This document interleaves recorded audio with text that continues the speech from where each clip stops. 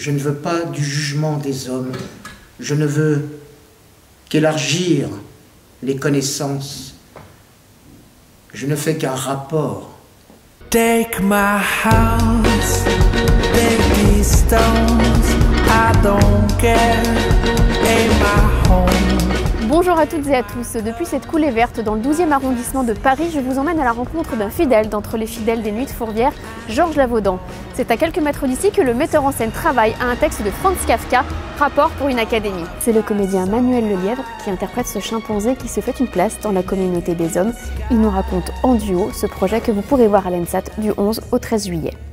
Il s'appelle Peter le Rouge. Il a été blessé dans la savane par des chasseurs qui cherchaient des animaux pour un cirque et puis il a été transféré en Europe où il va imiter les hommes pour ne pas croupir dans une cage, au point qu'il fera un rapport à une académie de scientifiques pour les faire réfléchir à la tolérance et à la notion d'oppression, mais pas seulement. Le metteur en scène Georges Lavaudan a choisi ce texte de Kafka et il nous dit pourquoi.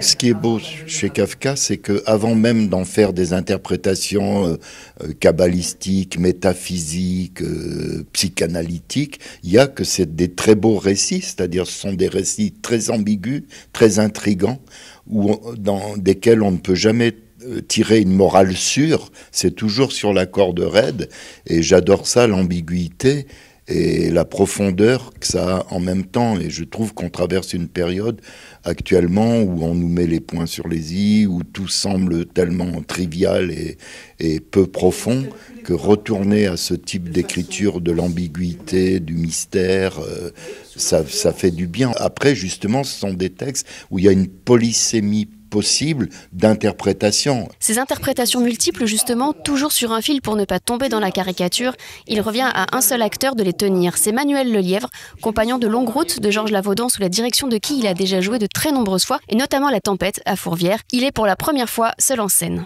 C'était à l'image du singe.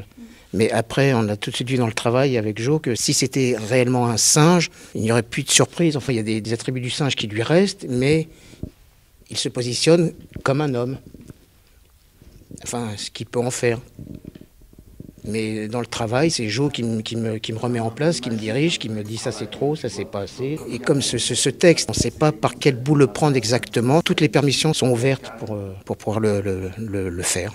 D'applaudissements. C'est bien que tu les fasses, c'est bien. Ouais. Tous les petits trucs techniques, les appuis techniques que tu as maintenant, de main, de ne pas, de tout ça, tu te les conserves.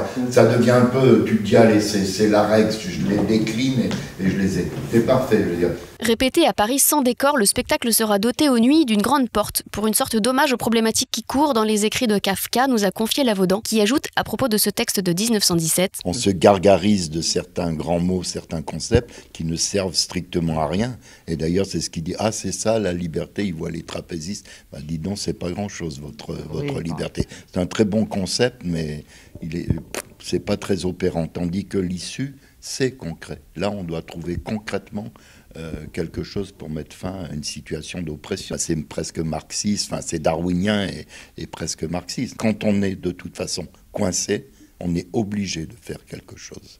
Ils s'élançaient, ils se volaient mutuellement dans les bras. L'un tenait l'autre suspendu par les cheveux entre ses mâchoires. Oh, c'est aussi cela, la liberté humaine, me disais-je. Oh,